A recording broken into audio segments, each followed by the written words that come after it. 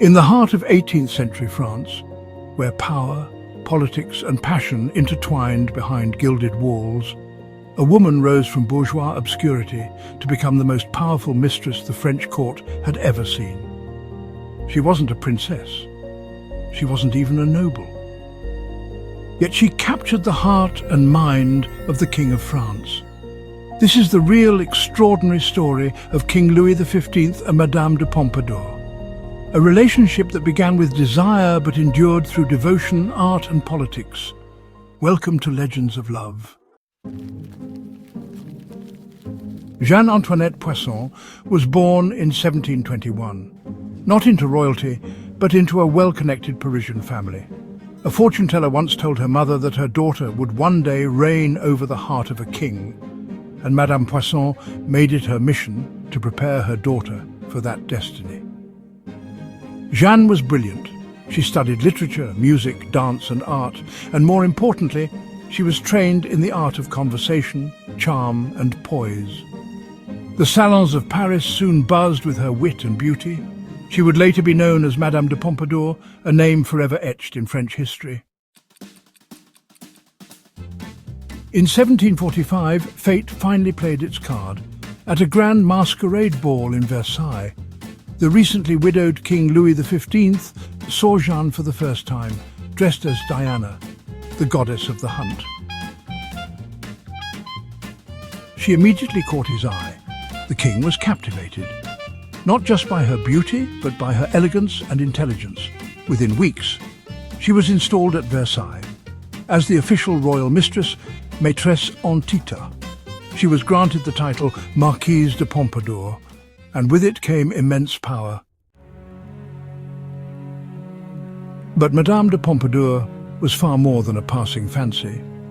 For nearly 2 decades, she was Louis XV's closest confidante, his advisor, cultural patron and friend. Even after their physical relationship faded, reportedly around 1750, their bond endured. Unlike many royal mistresses, Pompadour stayed by the king's side, not through seduction, but through loyalty and intellect. She advised him on state matters, supported the arts, and even influenced architectural developments like the Petit Trianon. Under her guidance, the French Rococo style blossomed, and Enlightenment thinkers like Voltaire found support at court. But life at court was far from easy. Nobles scorned her low birth. The church criticized her influence. Political rivals spread vicious rumors, accusing her of everything from controlling the king to undermining the state. Yet she never faltered. With grace and strategy, she outlasted every challenger. She even organized the famous Parc aux Cerfs, a secret arrangement to keep the king entertained with young women, ensuring her position was never threatened, even when she was no longer his lover. Some say this was a sign of manipulation. Others argue it was her sacrifice to maintain her role as the king's most trusted ally. Despite everything, the connection between Louis and Pompadour remained deeply emotional. The king visited her every day, often multiple times. When she fell ill, he was at her side. She suffered from chronic health issues, and in 1764, after 19 years by the king's side, Madame de Pompadour died at the age of 42. Louis XV, who rarely showed public grief, watched her funeral procession through the palace windows, whispering, "She was the only friend I ever had." Was their love story a tale of romance or political alliance? Some historians argue Pompadour used seduction as a tool to gain influence. Others believe theirs was one of the rare royal relationships rooted in emotional intimacy and genuine affection.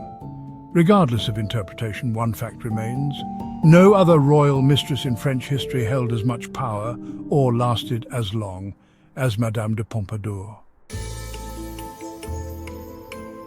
In a world where love was often transactional and loyalty was rare at court, Madame de Pompadour proved that intellect, charm and unwavering devotion could win a king's heart and reshape a kingdom.